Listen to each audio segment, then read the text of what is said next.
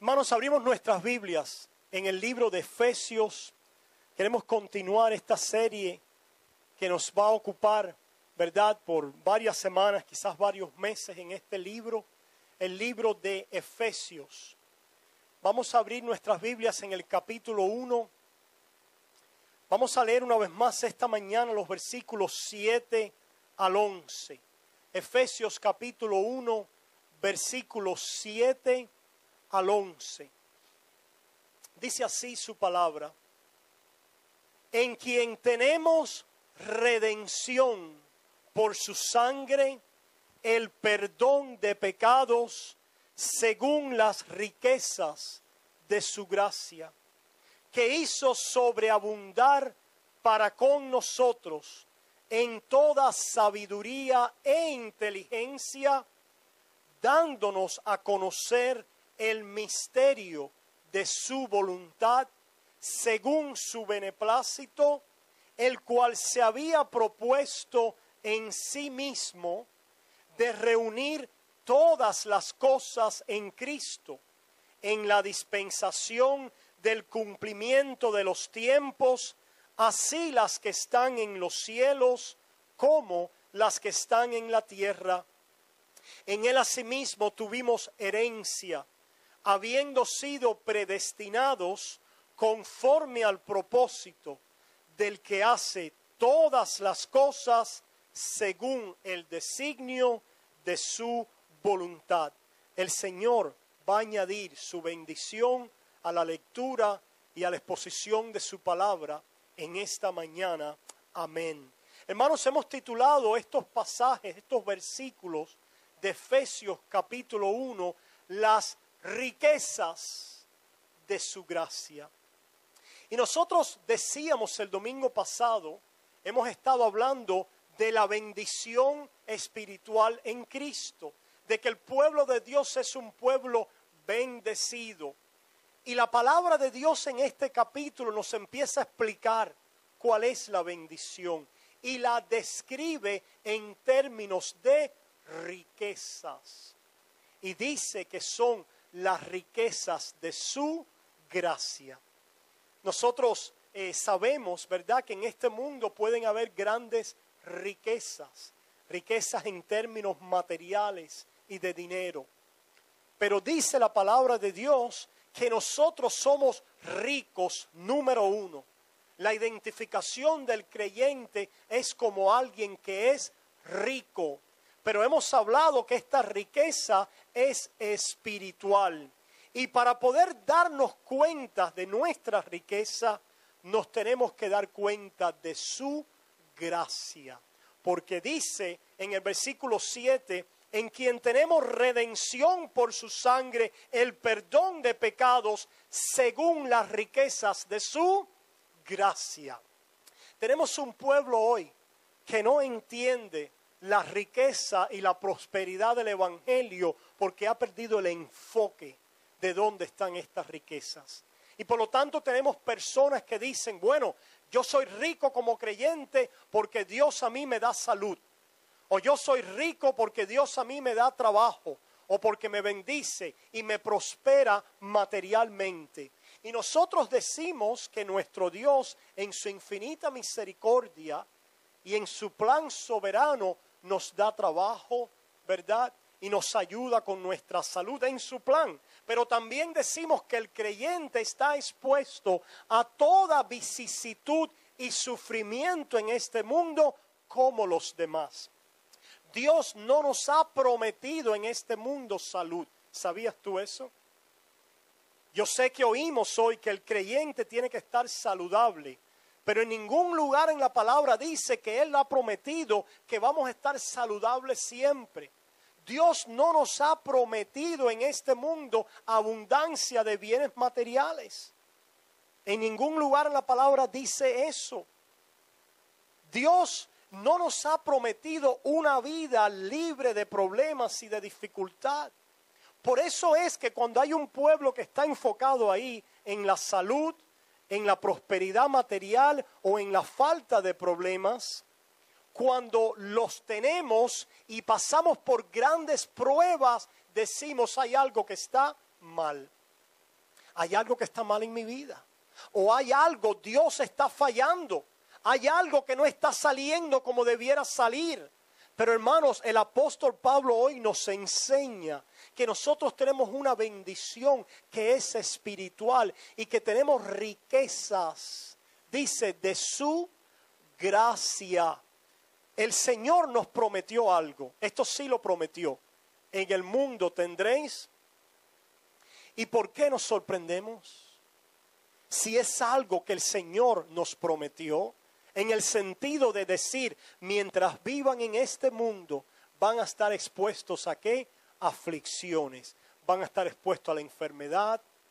A los pobres siempre lo tendréis entre vosotros. El fuego de la prueba viene a vuestras vidas. Les pueden quitar los bienes, los pueden despojar de posesiones materiales. Todas estas cosas estamos expuestos. El cuerpo, dice el apóstol Pablo, externo se va desgastando. Entonces, es tiempo que nosotros descubramos y vivamos por aquella verdadera bendición y que descubramos dónde están las riquezas del creyente, porque dice esta palabra que tenemos riquezas de su gracia. Y decíamos el domingo pasado que esta riqueza viene ¿de qué? De la redención en su sangre, el perdón de pecados. El apóstol Pablo quiere recordarle al pueblo que tú eres rico porque eres perdonado. ¿Sabías tú eso? ¿Cuántos de ustedes se regocijan y le dan gracias a Dios porque son perdonados?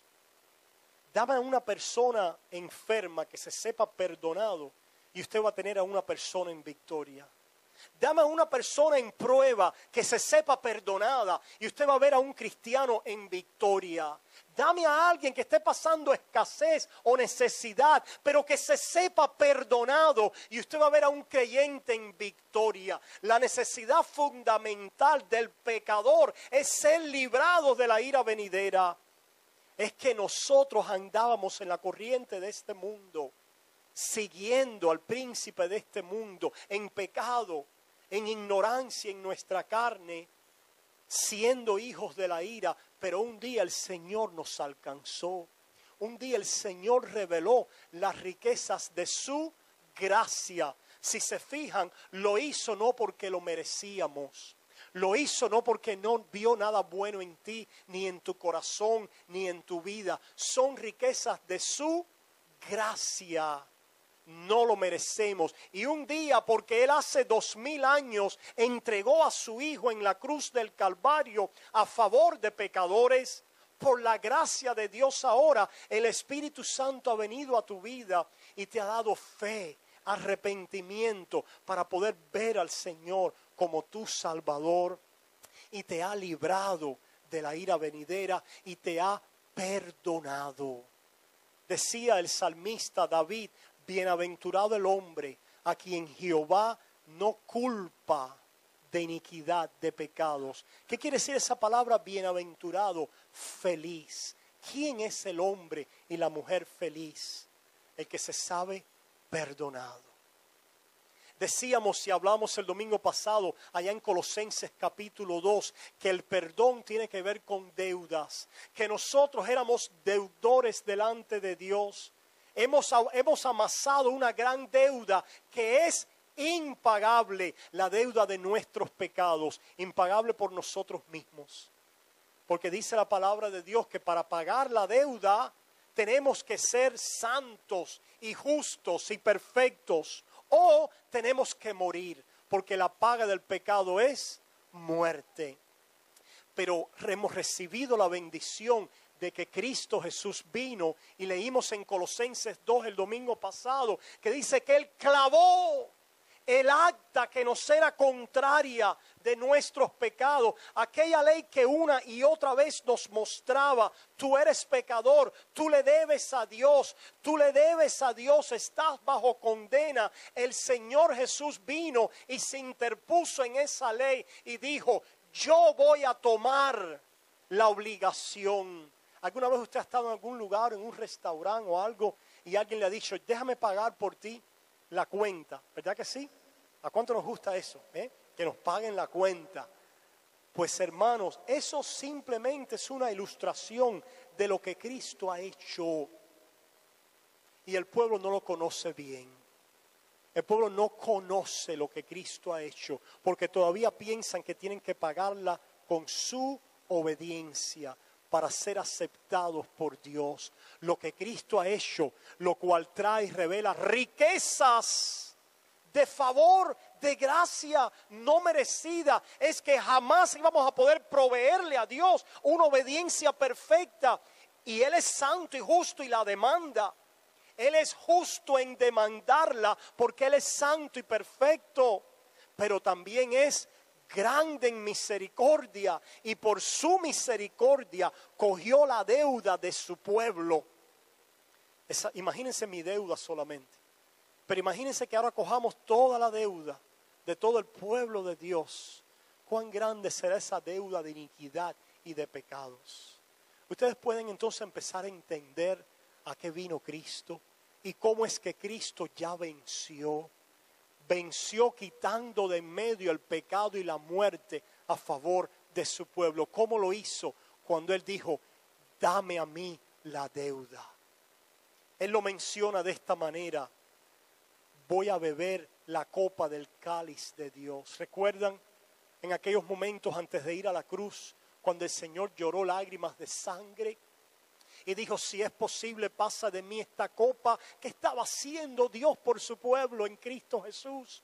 Bebiendo la copa del cáliz de tu iniquidad, bebiendo la deuda que nosotros hemos amasado de pecado en el pasado, en el presente y en el futuro. Y allí sobre Él tronó la ira de Dios. Eso lo vimos en Colosenses. Allí fue clavada toda el acta que nos era contraria, y dice en Colosenses 2, como leímos, estoy recordando, que despojó a los principados y a las potestades y a todos los diablos, que cuando estabas bajo la obligación de la ley y eras un hijo de ira y de muerte, el diablo y sus demonios tenían potestad sobre ti. Ay, pueblo, riquezas de gracia. Ahora que hemos sido hechos libres, no hay un diablo y un demonio que tenga potestad sobre ti. Si conoces tu libertad, si conoces en qué radica tu posición y tu autoridad, el Señor nos ha hecho libre, nos ha declarado libre, nos ha rescatado de la esclavitud, del pecado, de la muerte, para ser justificado. ¿Cuáles son las riquezas de su gracia en esta expresión en que tenemos redención, el perdón de pecados? Hemos sido aceptados delante de Dios. El perdón de pecados es que ya delante de Él no debemos deuda y no vamos a terminar jamás debiéndola. Él la tomó por nosotros. Podemos pararnos delante de Él sin vergüenza. Podemos pararnos delante de Él sin corrupción. Podemos pararnos delante de Él y reconocer que Él es Padre y que nosotros somos hijos. Esas son las riquezas de su gracia. Mira cómo lo dice también en otros versículos. Quiero llevarte ahí al libro de Hebreos. Después que terminemos el libro de Efesios, quiero compartirles el libro de Hebreos, uno de los libros muy mal interpretados, ¿verdad? Hoy en día. Mira lo que dice el libro de Hebreos, que se trata precisamente de la superioridad del sacerdocio de Jesús. Los hombres tratan por muchas maneras de limpiarse. ¿Usted no se ha fijado? Los hombres de alguna manera tienen una conciencia de qué, de que están manchados, de que están en pecado. Pero el hombre rebelde a Dios no quiere venir por el camino que Dios ha establecido para limpiarse. ¿Qué es lo que el hombre dice rebelde a Dios? Yo me voy a limpiar. Yo voy a enderezar mis pasos. Yo me voy a limpiar, voy a ir al padrino, ¿verdad? Para que me haga una limpieza y un despojo. Yo me voy a limpiar, voy a hacer esta promesa.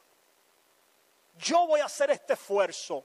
O yo ahora para el año que viene voy a hacer 10 resoluciones para limpiar y ayudar mi vida. Yo te digo en esta mañana, alma, a menos que la sangre del Hijo te limpie, estás delante de Dios bajo condenación, bajo la carga de tus pecados.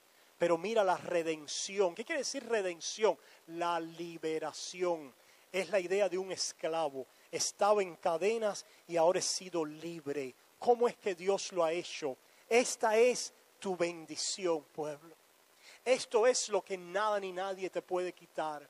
Te pueden quitar casa, te pueden quitar comida, puedes perder la salud, pero nada ni nadie te puede quitar la redención, la liberación y el perdón de pecados en Cristo Jesús. Mira lo que dice en Hebreos, hablando de Cristo.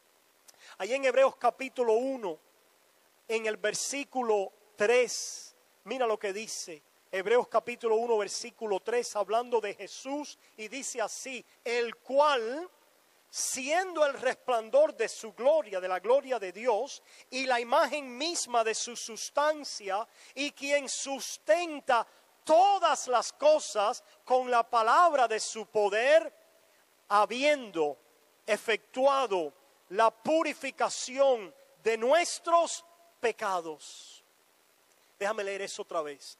Habiendo efectuado la purificación de nuestros pecados por medio de sí mismo, se sentó a la diestra de la majestad en las alturas. Cristo vino a este mundo con un proyecto y una misión de liberar a un pueblo, de rescatar, de comprar a un pueblo. ¿Quiénes son a los que compra? Dice la palabra de Dios allá en Juan capítulo 17, Padre, todos los que me has dado, yo quiero que estén donde yo estoy. Todos los que el Padre me dio. ¿Quiénes son? No sabemos. Bendita palabra de elección soberana de Dios. Dios nos manda a este mundo a predicarle a todos. Pero Dios en su elección soberana tiene un pueblo preparado para esta salvación. Y cuando Cristo vino a este mundo, Él hizo algo a favor de ese pueblo. ¿Qué hizo? Habiendo efectuado la purificación. ¿Qué quiere decir purificación? Limpieza. En inglés dice having purged, un purgante. O nos tomamos un purgante a veces ¿para qué? Para limpiar, para que se vaya todo, ¿verdad? La limpieza que necesita tu vida y tu corazón y tu alma es una limpieza que viene del perdón que solo Dios te puede dar. Y ese perdón Dios lo consiguió para ti, para mí, para todos los creyentes, para todos los que vienen a Él por fe en Cristo Jesús. Perdón, limpieza. ¿Qué quiere decir esta limpieza? Es muy importante. La razón por que nos cuesta trabajo creer esto es porque no nos vemos limpios. No nos vemos limpios, ¿verdad que sí? Cuando miramos a nuestra juventud y vemos los pecados de nuestra juventud, decimos, ouch. Limpieza. ¿Cuántos todavía te asaltan los pecados de tu juventud? Cuando vemos los pecados de ayer, decimos, limpio. Cuando ves los pecados de hoy, pastor, sí, hoy cuando entraste al templo y tuviste ese pensamiento. Hoy, cuando mataste a alguien en tu mente. Hoy, los pecados de hoy. Los pecados que aquí, estando aquí en este periodo de 1 hora y media, el Señor murió ¿para qué? Para purificar, para limpiarte de esos pecados. Y no solo los de hoy, sino también los de ¿cuándo? Los de mañana. Y los de 1 año en adelante. Y los de 5 años después. Y si vives 80 años, todos los pecados de una vida completa. El Señor murió para purificarlos, para quitarlos. Pero dice, pastor, yo lo siento en mi corazón, en mi alma, en mi mente. Veo que peco todos los días. ¿Qué clase de purificación es esta? Qué bueno que preguntaste. Porque ahora te puedo explicar las riquezas de su gracia. Que tú siendo pecador eres declarado no culpable. Yo sé que en el mundo, en la vida real, nosotros decimos, ay, se me ensució la camisa.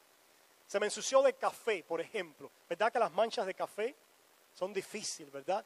Pero bueno, hoy en día hay muchos productos que usted lo usa, se lo aplica a la ropa y se sale la mancha. Pues nosotros quizás pensamos, para purificar mis pecados, pero caramba, si Él murió para limpiar mis pecados y yo veo mi pecado de ayer y el de hoy, entonces no ha quitado mi pecado. Ah, querido amado, es que no funciona de la manera que estás pensando. Tu pecado y tu corazón se mantiene ahí.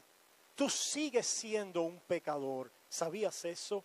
Dice la palabra de Dios en Juan, primera de Juan 1, que si decimos que no tenemos pecado, hacemos a Dios mentiroso y la verdad de Él no está en nosotros.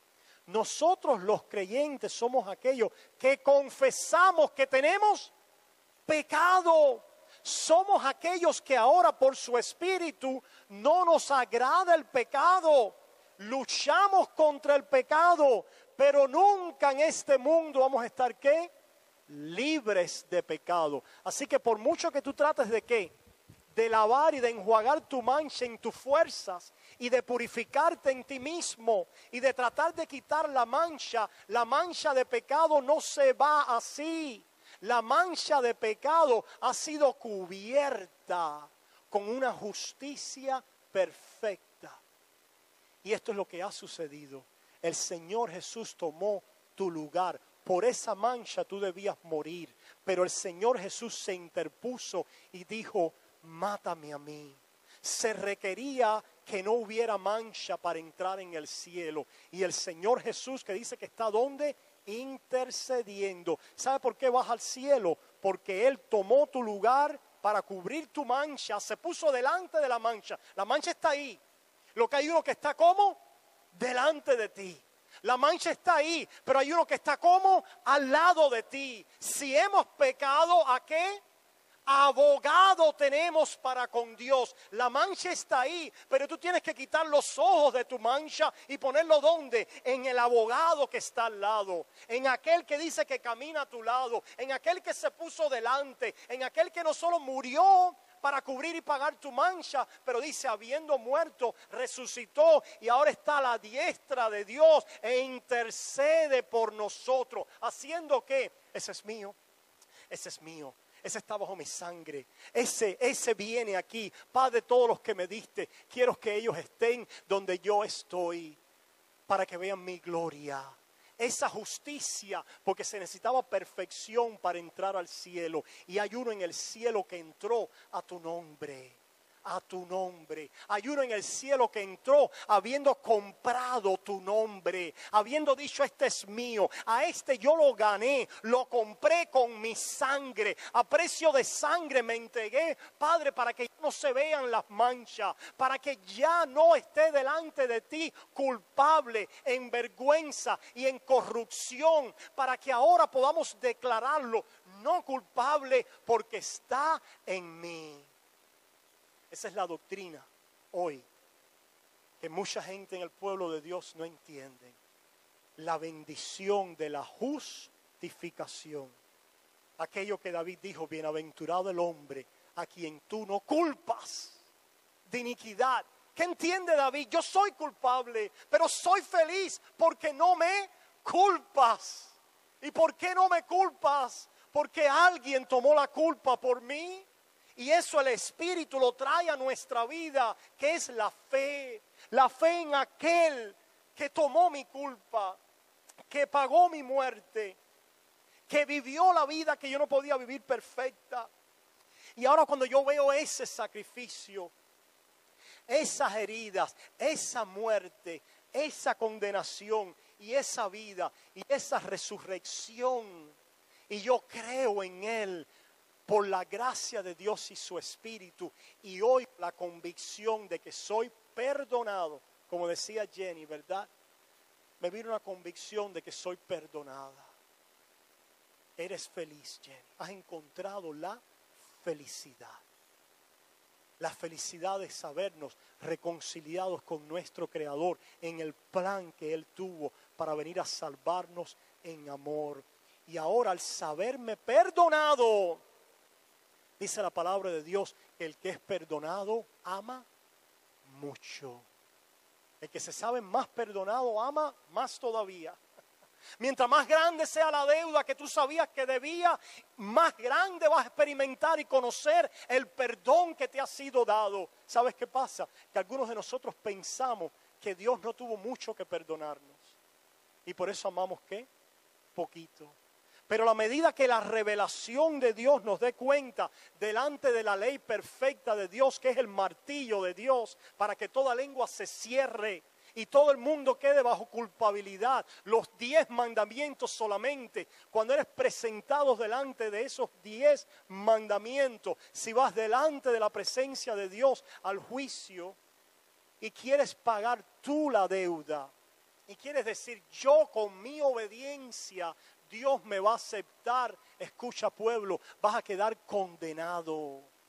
Porque dice la palabra de Dios que el que quebranta uno de sus mandamientos es culpable de todos. ¿Por qué? Porque Dios es santo. Pero si tú habiendo oído la palabra de la ley, el martillo de Dios, y ahora habiendo sido quebrantado por el Espíritu Santo, puedes ver hoy al Salvador, al sustituto, la doctrina de la sustitución. Él tomó mi lugar. Preciosa doctrina que hoy el pueblo no conoce y no canta de ella. Y no levanta canción acerca de nuestro sustituto. Hubo una preciosa anticipación de la sustitución antes de que Cristo muriera en la persona de Barrabás. ¿Recuerdan? ¿Quién les doy? ¿A Jesús o a Barrabás? ¿Y qué dijo el pueblo? Danos a Barrabás. Si Jesús moría, Barrabás salía libre. Si Jesús moría, el criminal salía libre. Y por eso es que tú y yo podemos tener libertad. Mira lo que sigue diciendo en Hebreos, otros pasajes. Allí en Hebreos capítulo 9. Mira lo que dice en Hebreos 9, 28. Hebreos 9, 28. Dice, así también Cristo fue ofrecido una sola vez. Pueblo, una sola vez fue necesario que Cristo fuera ofrecido. Dice, para llevar los pecados de muchos. Llevó los pecados de muchos. Dice, y aparecerá por segunda vez sin relación con el pecado para salvar a los que le esperan. ¿Quiénes les esperan? Los que creen. Aquellos que dicen, Él llevó mi pecado. Cuidado que te pierdes, que te quedas atrás en la gran tribulación, porque si no te cuidas y si no estás en perfección, ¿qué te queda? Si tú lo esperas, no te quedas. No, si tú crees en el Salvador, tú no te quedas. No importa cómo esté tu vida y dónde estés, si tú has creído en el Salvador, tú no te quedas. Porque Él vino a morir por pecadores. Pastor, pero eso es una para que la gente empiece a pecar. No, pueblo.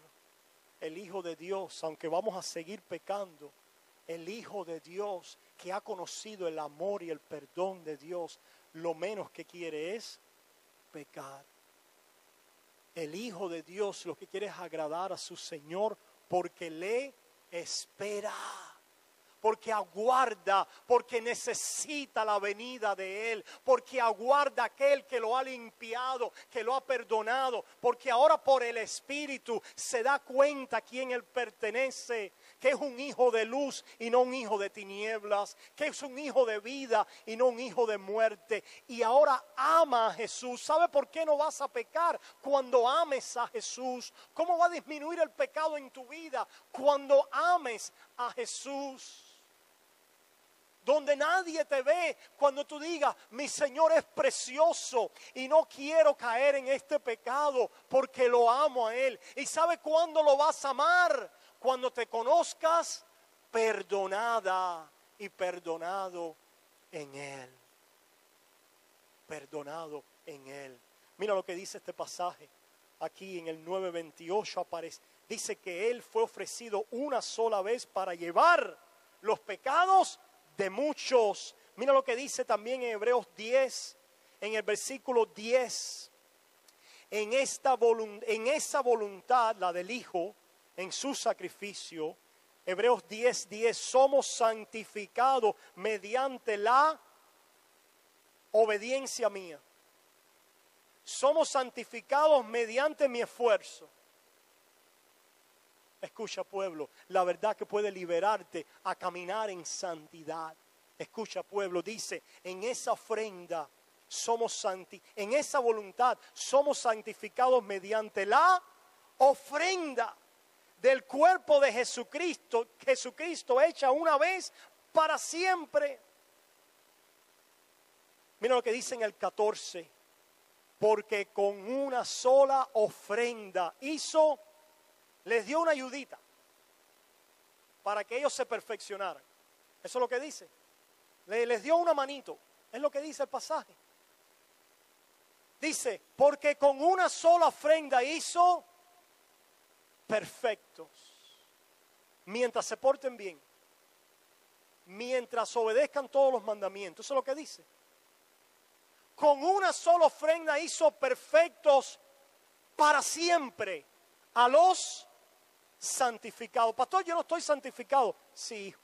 Si has sido separado por el Cordero en su sacrificio y en su cobertura, la mancha ha sido cubierta, ha sido limpio, ha sido justificado por Dios. Y esa es la limpieza por la cual entramos al cielo. La limpieza por la que entras al cielo no es la limpieza de tu obediencia, porque tu obediencia nunca va a ser perfecta. Si tú esperas entrar al cielo por tu obediencia, de la gracia has caído. Te has vuelto ahora a ser un judaizante, que eras aquellos que querían entrar y ganar el favor, la aprobación de Dios por su obediencia. Nosotros no obedecemos para que Dios nos acepte. Nosotros obedecemos porque Dios nos ha aceptado. Nosotros no obedecemos para que Dios nos ame.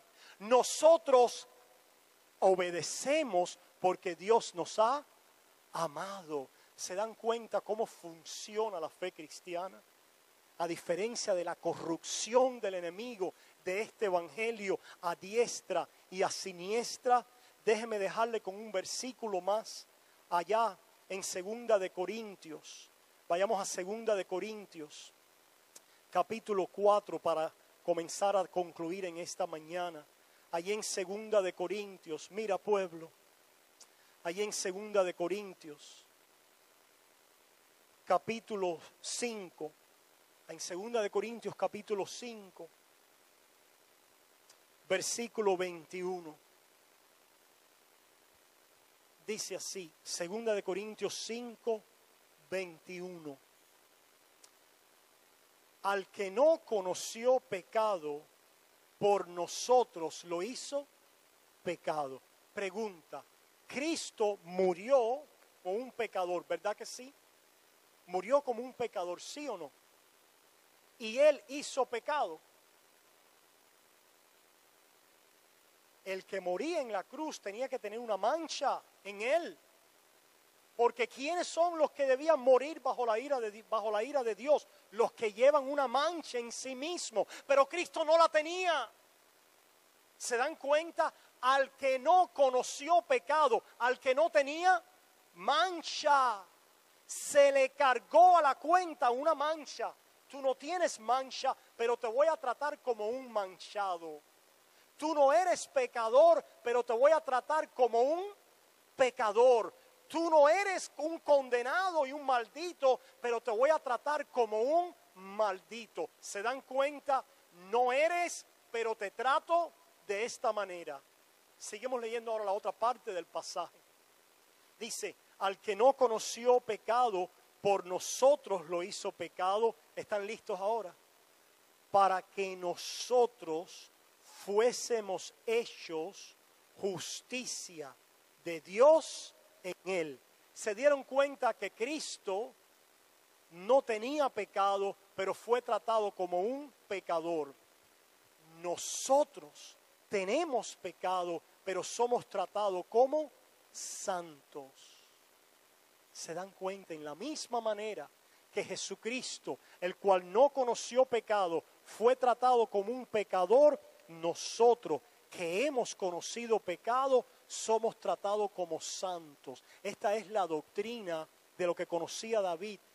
Bendito el hombre a quien tú no culpas de pecado, aunque somos pecadores.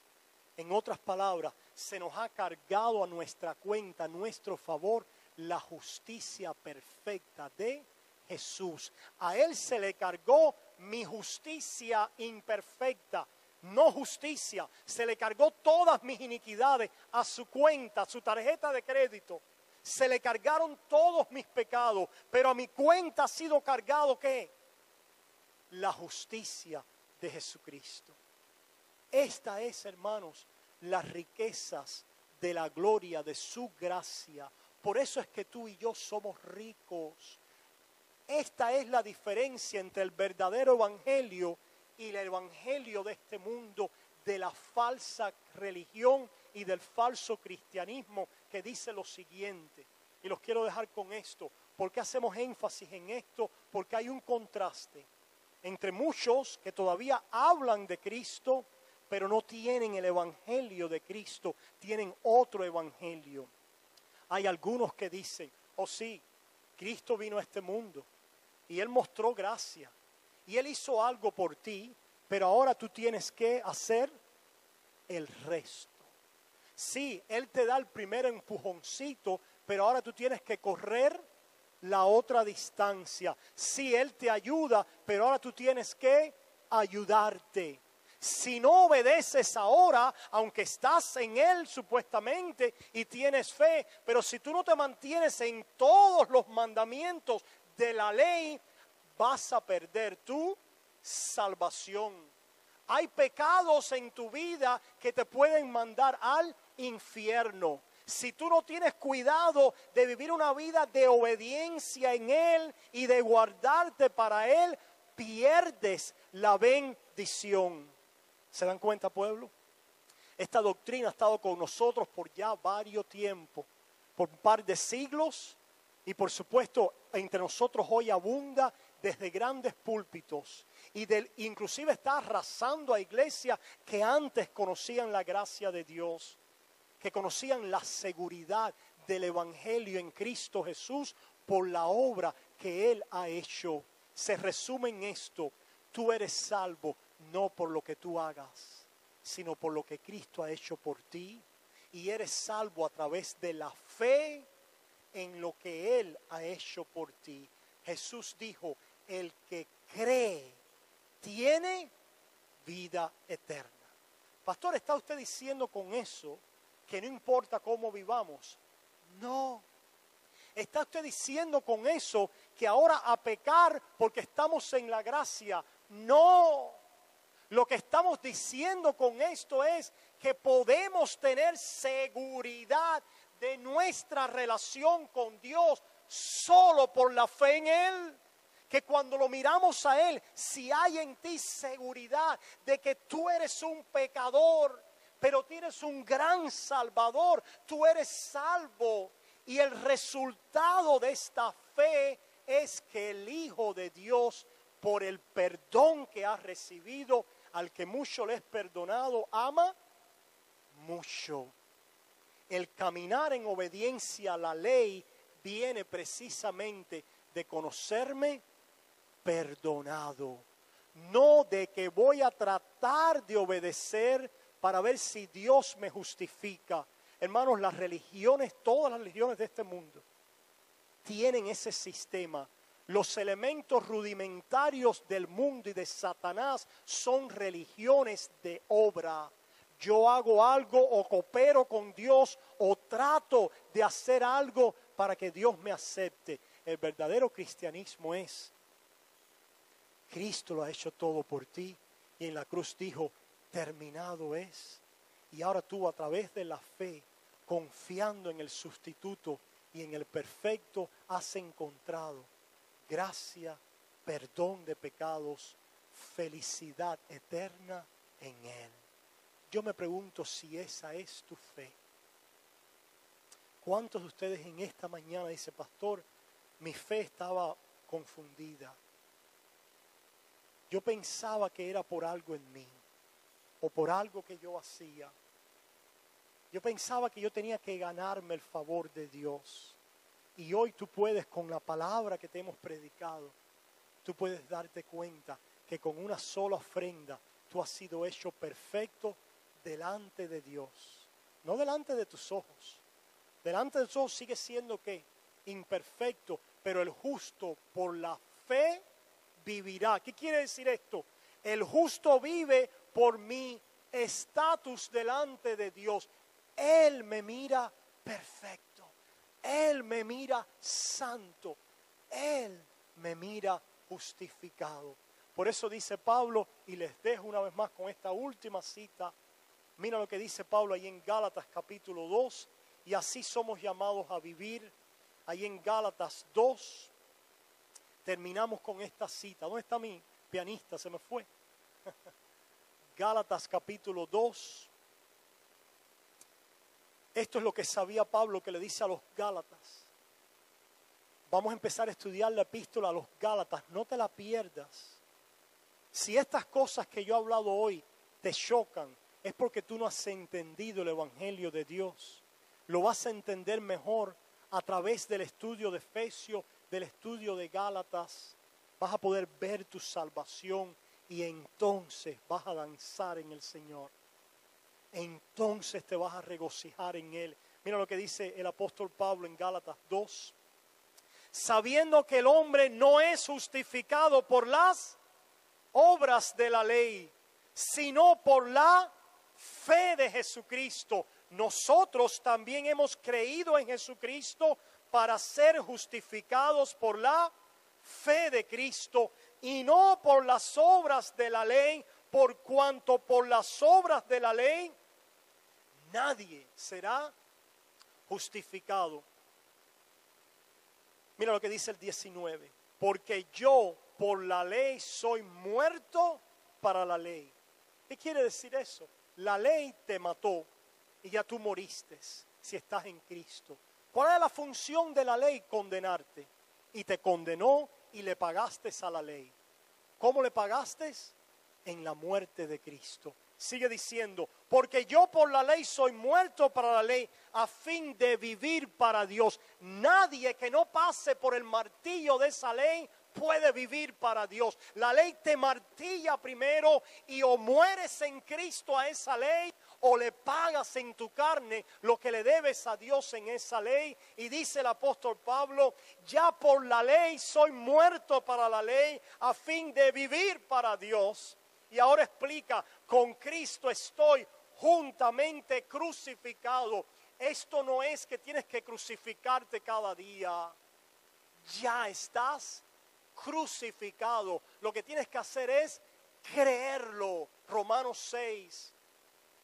Considérense muertos al pecado. ¿Qué está diciendo? Crean que están muertos al pecado. Créanlo. Porque cuando Cristo murió, tu cuerpo de pecado y tu condenación murió en Él. Y ya no eres del pecado. Dice, y ya no vivo yo. Aleluya. Mas vive Cristo en mí. Él resucitó. Y ya me tiene para siempre. Y Él vive en mí. Y lo que ahora vivo en esta carne, donde todavía está la mancha de café. Lo que ahora vivo en esta carne, donde todavía veo mi pecado.